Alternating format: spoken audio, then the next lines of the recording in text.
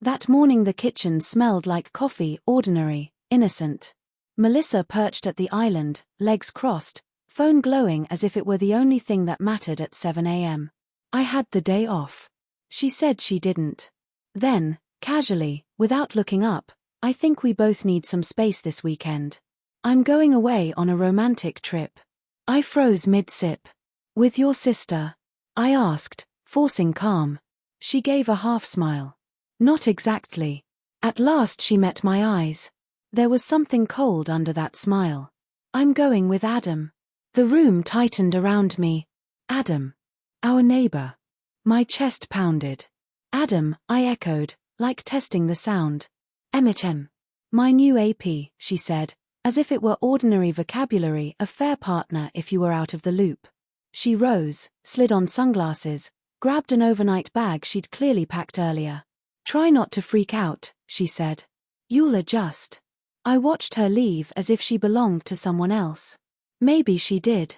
The words came out before I registered them. I will destroy both you and your bastard. She paused in the doorway, turned a fraction, sneered. You're always so dramatic, Ethan. That's why I needed someone fun for once. Then she left. She didn't know. She didn't know I'd already started collecting proof. She didn't know there was a voice recorder tucked away in the hallway. She didn't know I had access to our shared iCloud, hotel bookings, the explicit messages, the Venmo notes labeled late-night fun. She didn't know I'd hired a divorce lawyer who specialized in messy, no alimony splits. She didn't know about the backyard camera she'd forgotten, the clip of Adam slipping in while I worked late. Most of all, she didn't know what I had planned next. Calm before the storm, I didn't yell, didn't chase, didn't beg. I shut myself in my office, locked the door, and opened a folder on my desktop titled War Plan. Inside, a compiled PDF of every incriminating message, screenshots of her disparaging texts about me, the front yard footage of Adam's late-night visits, and a backup drive I'd already couriered to my attorney. I wasn't merely filing for divorce.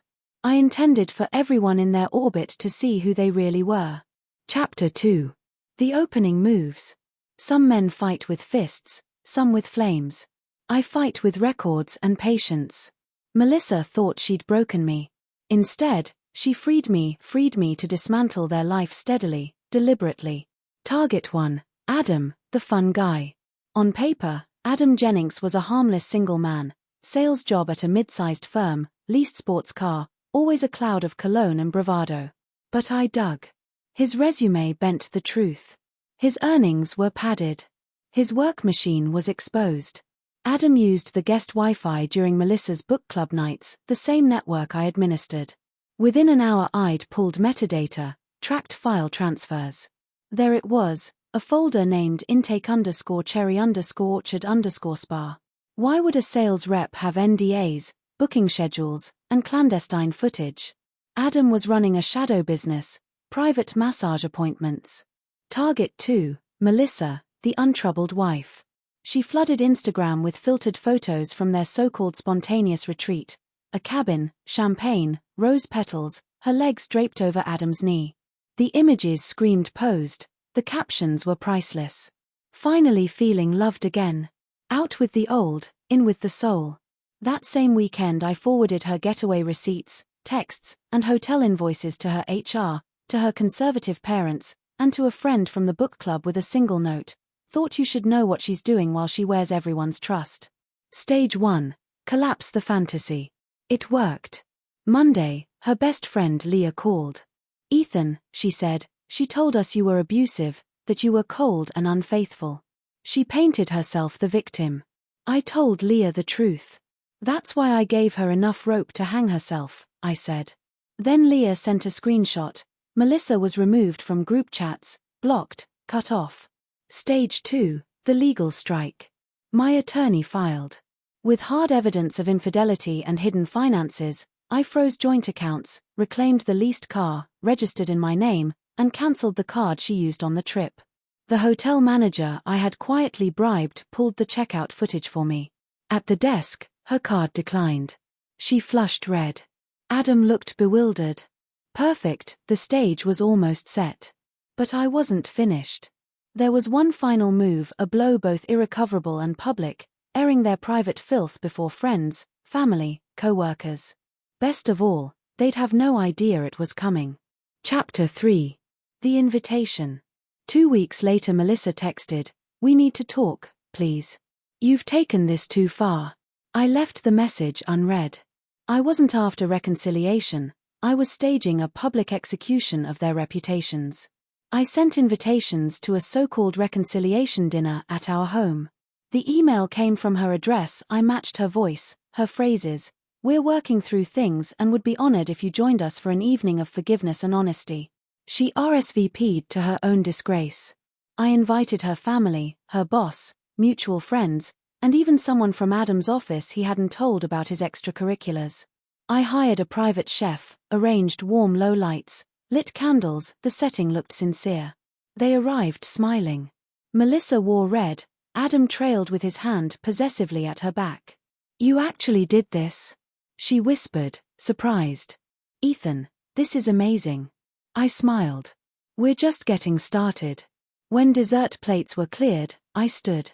"Before we go, Melissa and I wanted to share something with you all, a celebration of honesty." I clicked the remote. The TV flared. First slide, a selfie of Melissa and Adam, timestamped at the cabin. Next, a screenshot of her text trashing me, "Ethan's a dead fish in bed, but Adam, Lord have mercy." Then a short clip of Adam entering his massage space with 2 different women in quick succession. Finally, audio, Melissa's voice, admitting if he ever finds out she'd cry and say she was scared, that he always folds when she cries. The room erupted. Her boss rose. "Melissa, you accused your husband of abuse. We believed you." Claire, a friend, yelled, "Is that why you asked me to lie to his attorney? You told me he cheated." Adam lunged for the remote. Logan, my war buddy, who'd come back recently, stepped in between us.